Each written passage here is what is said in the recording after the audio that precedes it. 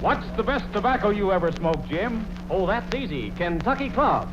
And here comes Vox Pop with Parks Johnson and Wally Butterworth, broadcasting direct from the crowded grandstand at the Days of 76 celebration in Deadwood Gulch, South Dakota.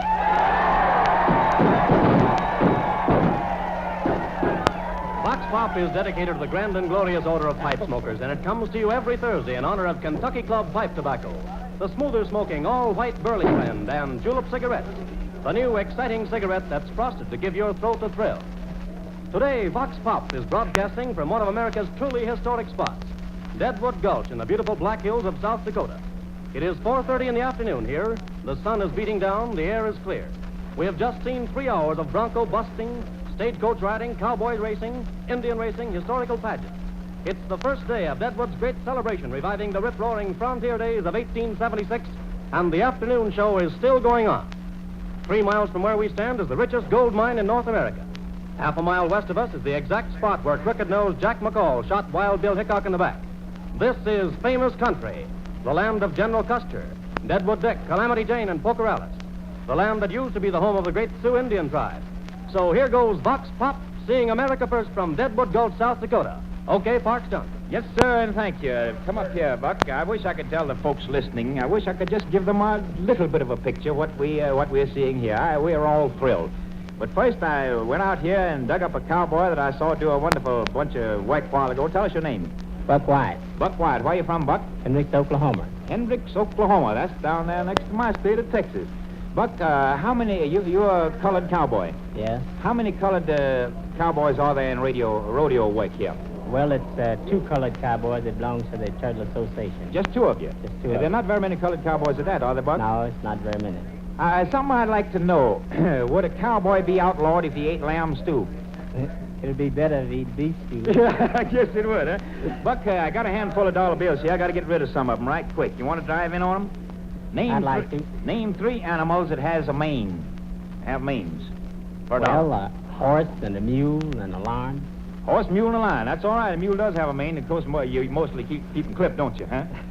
All right, for another dollar, does the mane fall to the right or the left on a horse?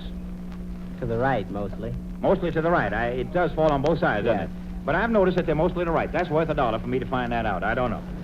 All right, then. This isn't worth a dollar, but I would like to know, is a mule's tail naturally bushy? No. No? Didn't you ever clip him? Yeah, but you want to thin it out so he could kind of see through it more. Well, it wouldn't grow as bushy as a horse's tail, No. huh? Well, I tell you now, I'm going to try a little something here. I know you've counted a lot of things. You can count good and all like that. But if you tell me within 500 of how many hairs on a horse's tail, I'll give you another dollar. 10,000. No, sir, I've got it down at 6,100, and here's a dollar. And if anybody don't believe it, count it and let me know about it. I'm going to give you a dollar for guessing at that because it's one of those hard things. Buck, in the job you do out there, what is the most dangerous job in this rodeo work? Well, I think bull riding's the most dangerous job in rodeo events. Bull riding? What kind? You mean these Brahma bulls? Brahma bull riding. Why are they so dangerous? Well, because after you have a hard time riding him, and after you ride him, you got to outrun him, or he'll walk up and down you like a flow mat. You mean they really get angry about it, huh? One thing you don't want to be is a flow mat, huh? No. What takes the most skill for a cowboy or rodeo performer? Well, I job? think cowboy bulldogging or steer wrestling takes the most skill. The stuff that's going on right out here in front of us right now, isn't that right? Well, right quick, if you give me the 6 names for the cow family, different members of the cow family, see? You know what I mean, calf and all like that? 6 I'll give you a dollar. Uh-huh. There's a calf, and a yearling, Yeah, and a heifer, that's 3, and a cow, 4, and a steer, 5. and a bull. That's 6 for a dollar. All right. Let me hand you something here. There's one name for a tobacco that's good in cowboy country, Kentucky Club, because it's swell for roll yones. You like to roll yones? I sure do. Try that Kentucky Club, and thank you very much, Thanks. Buck. All right, Wally, come on. Yes, Parks, we're all set right here. Very handsome gentleman here with a beard, and he's all dressed up. What's your name, sir? Axel Hanson. Axe Hanson. Right. When did you last shave, Mr. Hanson? October 29th, 1940. You're one of the prospectors group out here that doesn't shave for months even preceding this rodeo. Isn't that right? Right. Good. Well, now, we go off. I want to see you make some... what is your business, incidentally? Finance. Insurance. Insurance. They tell me cowboys can't get insurance. Is that right? No. If they're contestants in rodeos, Oh, no, they can't have they insurance. have to have their own insurance. That's right. The Own way I associate. saw a few of them out here, I don't blame the insurance companies. Now, which is the way you've been in New York? Yes, sir? All right, which is the wilder cowboy? The Deadwood rodeo type or the New York taxicab driver?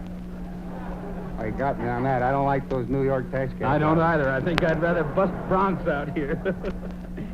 By the way, what man in the newspapers in Europe today, or rather in the past week, staged a one-man horse show and rodeo all by himself to prove to the newspapers that he was in good health for $1? Was he a dictator? Well, I reckon he was. What's his name? Mussolini? Why, of course. We pay off in silver dollars out here. Hear 'em clink, boys. There's your $1. Who was the most famous man in Europe who could fall off a horse oftener than anybody else? The Duke of Windsor. Why, of course, the Duke of Windsor. There's another $1. You're doing pretty well.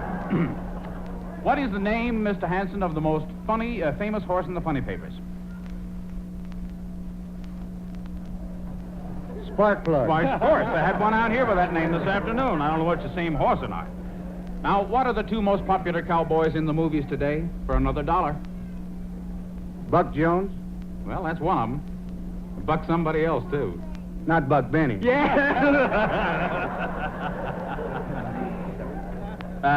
By the way, what man famous out in this country, in these wonderful Black Hills of South Dakota, in this territory, defeated at war the United States Army, and he got everything that they asked for? Still living? I'm not sure. I don't think so. No. Was he an Indian? He was. Sitting Bull? Nope. Red Cloud. Why, of course. Red Cloud of the Sioux tribe.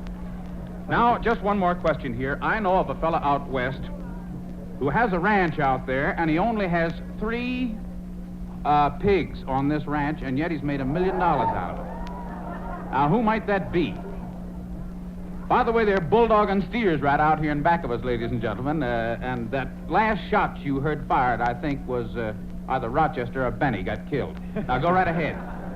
Would you mind repeating that? This friend we know of out there on the West Coast has a ranch with 3 pigs on it, and he's made $1 million out of these 3 pigs. Do you know his name? No. You don't? No. Why, Walt Disney? Oh, yes. Walt Disney. By the way, I can't pay you $1 on that, but I feel that we're going to have 1 million friends here in the South Dakota territory for our mint cool julep cigarettes. You've been so kind to us. Thank you, Walt. Thank you, Mr. Hanson. All right, Mark.